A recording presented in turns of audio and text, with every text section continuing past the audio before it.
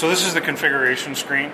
So name, you can really name it whatever you want. It's customizable. This data collector is going to be a little bit more flexible in terms of using the conventional total station. So you can set it up to work with the existing Sokia total stations you've got as well. All right. So right now we're just going to configure robotic.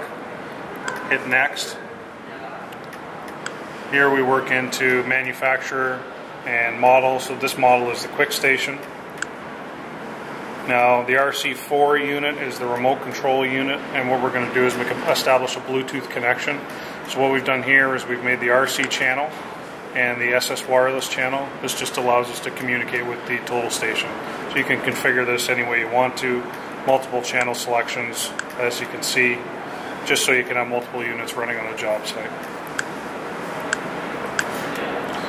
So here we've got turning speed, so how fast do you want the unit to turn.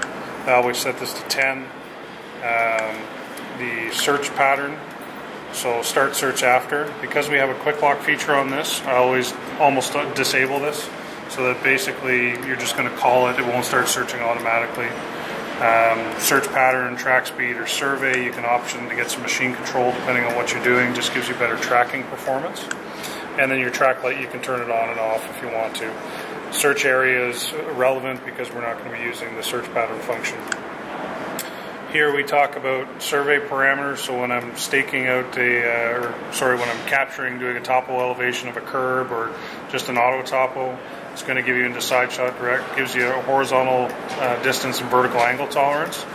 Now, number of measurements to average, we usually always use 3. It averages out any movement in the pole, and then plus any angular accuracies you're going to lose over distance as well. It helps just narrow everything down. And again, these are my survey parameters. So we use coarse 1 millimeter. Now prisms are variable. You get a -30 offset. You'll get a 0 offset. Now the Topcon A7 is -2 millimeters, so I've set that as foresight and backsight. And then here we're tracking prism. You can also do non-prism for resectioning off of targets, and then long-range non-prismless. Of course, accuracy goes down when you're not shooting with a prism. You can also add other prisms if you want as well. So here we can work, if we want to, in UTM. So we can set, I believe we're UTM zone 17. Now you can load a geoid model if you want to get your elevations tied down. 90% of the stuff that's out there, they're working at just local ground coordinates as well. So here we go into none, you go through the lines, edit your projections, and then there you get into Canada, US, and whatnot. So that's where you load in your UTM zones. So for us, just for these purposes, we're going to skip that. You can load those in the future though if you want to. So distance, angle, coordinates. So here we work in meters, distance precision, 3 decimal places, area units, again, all customizable.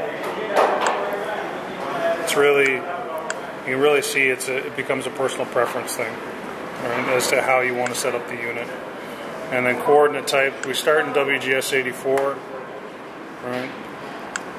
Northing coordinate order, northing easting elevation, and then we're off. Main controller. So these are alarms.